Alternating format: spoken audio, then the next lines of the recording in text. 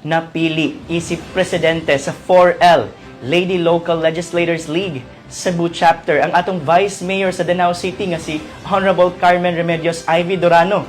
Usa ka dakong dungog, dili lamang alang sa dakbayan, kundi alang usab sa tanang kababayan ang nag-alagad sa pamalaod sa probinsya.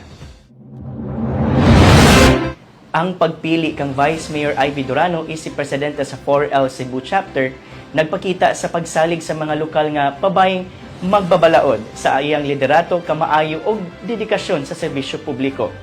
Ang maong liga naghiusa sa mga babayeng konsihal o vice mayor sa Tibok Sugbo aron mapalig-on ang papel sa kababayan sa lokal nga pamunuan o sa paghulma sa mga pulisiya nga makahatag og kaayuhan sa komunidad.